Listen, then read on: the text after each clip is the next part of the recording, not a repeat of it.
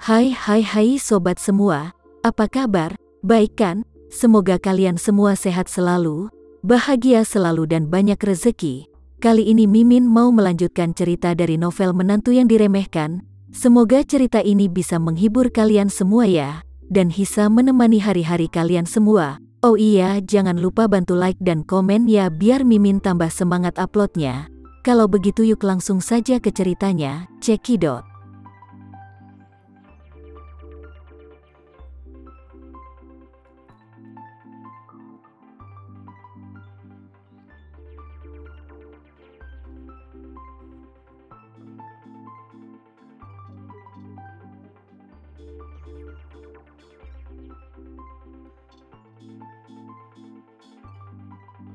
Kemudian pada akhirnya, Edi Wibowo telah mengetahui identitas Tama sebagai tuan muda dari keluarga Renza, jadi dia hanya bisa tunduk padanya dan mencari cara untuk bertahan hidup.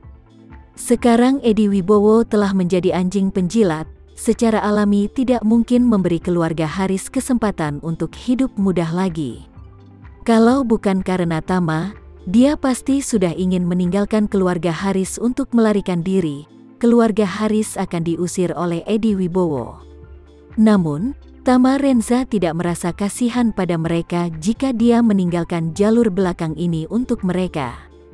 Dia merasa bahwa sejak zaman dulu, orang bijak telah menyimpulkan bahwa orang jahat memiliki kebenarannya sendiri. Oleh karena itu, daripada membiarkan mereka keluar dari Andara, lebih baik membiarkan mereka merasakan kesulitan bertahan hidup di Andara. Oleh karena itu, Edi Wibowo hanya menuruti apa yang dikatakan oleh Tama Renza dan membebaskan Nana dan yang lainnya terlebih dahulu. Tama Renza sudah mengetahui sifat Nyonya Haris dengan jelas. Dia tahu bahwa Nyonya Haris melihat Nana dan dua temannya ingin tinggal di sebuah villa bersamanya. Dia akan melakukan apa saja untuk mengusir Nana dan gengnya. Dan pasti akan membuat onar pada Nana and the Gang sampai mati. Seperti yang diharapkan, awalnya, Nana dan dua sahabatnya masih berterima kasih kepada Nyonya Haris karena mengundang mereka tinggal. Jika Nyonya Haris memperlakukan mereka dengan baik, mereka pasti akan berusaha sekuat tenaga untuk memberikan kembali kepada Nyonya Haris. Jadi dengan begitu, dia bisa mendapatkan bantuan 3 wanita desa yang besar itu.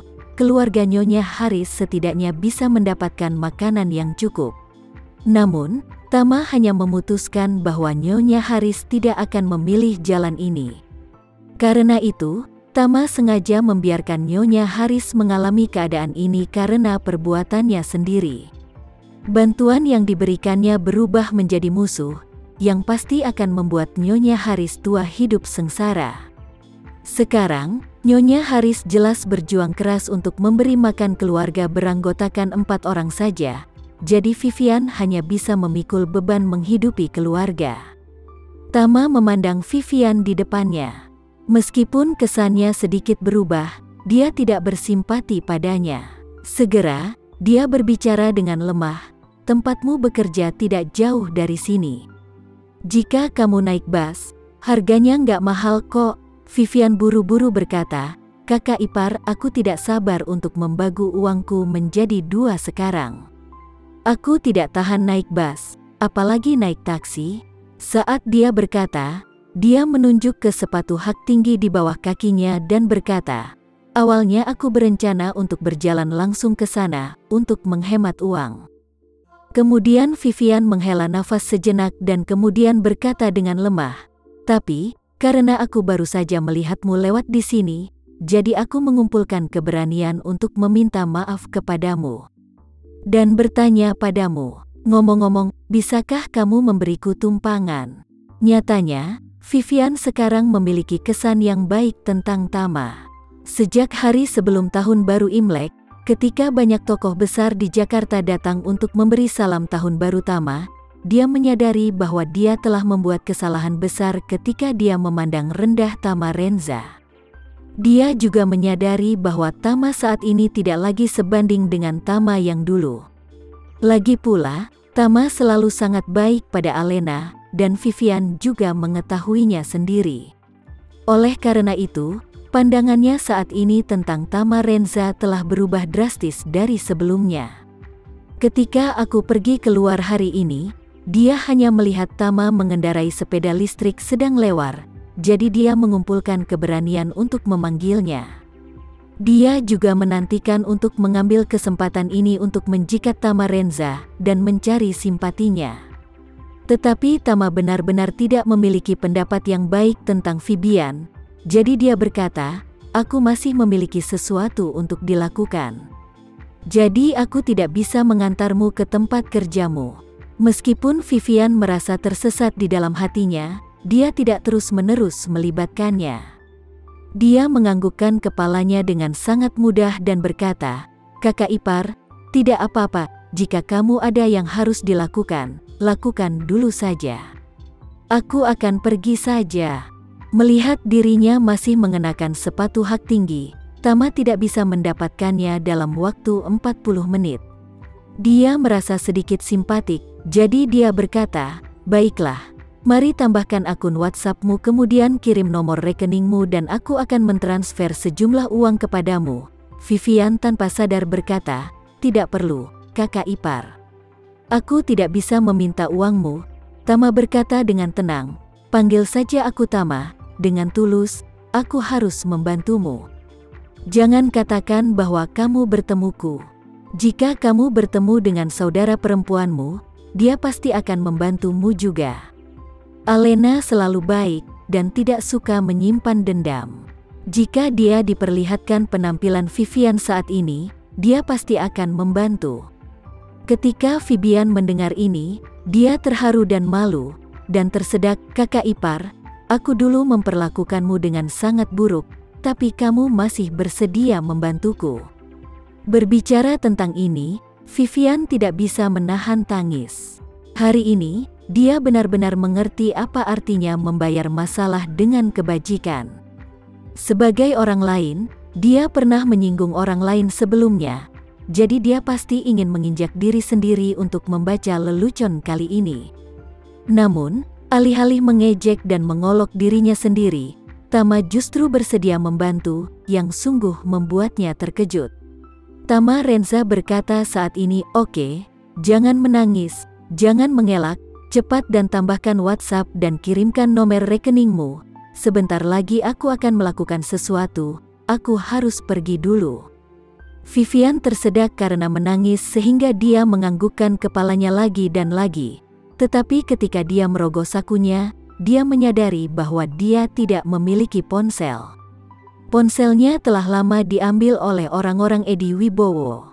Jadi, dia berkata dengan gugup, kakak ipar, itu, aku tidak punya ponsel. Kamu tidak punya ponsel? Tama Renza merasa sangat sulit dipercaya tentang kata-kata Vivian. Belakangan ini, bahkan seseorang yang mendirikan warung pinggir jalan pun memiliki smartphone. Tapi Vivian, seorang gadis muda, cantik dan modis, bahkan tidak memiliki ponsel. Ini sungguh luar biasa. Vivian melihat wajah Tama penuh keterkejutan, dan seluruh orang itu bahkan lebih malu, dan dia terus berkata, kakak ipar, aku. Ponselku sebelumnya, diambil oleh Edi Wibowo. Kata Vivian, menundukkan kepalanya karena malu. Setelah kata-kata ini, dia benar-benar merasa tidak bisa menahan wajahnya sama sekali. Seluruh keluarga Haris memang sekarang sudah berakhir. Via bahkan tidak bisa menggunakan ponsel, harus seperti apa rasanya menjadi orang miskin. Ketika Tama mendengar ini, dia tiba-tiba mengerti. Setelah Edi Wibowo kembali padanya, dia membenci keluarga Haris. Dia tahu bahwa dia tidak berurusan dengan keluarga Haris, jadi tentu saja dia akan membunuh keluarga itu. Faktanya, hal semacam ini, aku hanya perlu memberitahu Edi Wibowo, dan dia pasti akan memulihkan standar hidup mereka seperti sebelumnya, dan bahkan terus berinvestasi di keluarga Haris untuk menghidupkan kembali keluarga Haris. Bagaimanapun, hanya butuh beberapa ratus juta saja untuk merevitalisasi keluarga Haris. Meskipun Edi Wibowo telah kehilangan sebagian besar kekayaannya, bagaimanapun, Unta kurus itu lebih besar dari seekor kuda. Jika ada sedikit bocor dari jarinya sudah cukup untuk makan dan minum keluarga Haris. Namun, Tama tidak berniat melakukan hal tersebut.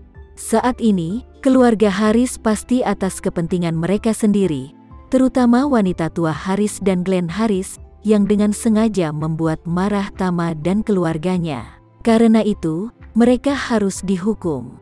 Memikirkan hal ini, Tama memutuskan untuk memberi Vivian sedikit bantuan, yang merupakan hadiah baginya untuk mengetahui bagaimana cara hidup, dengan tulus meminta maaf kepada dirinya sendiri, dan menelepon saudara iparnya.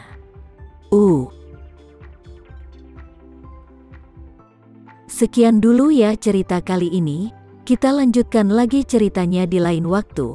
Oh iya, bagaimana menurut kalian?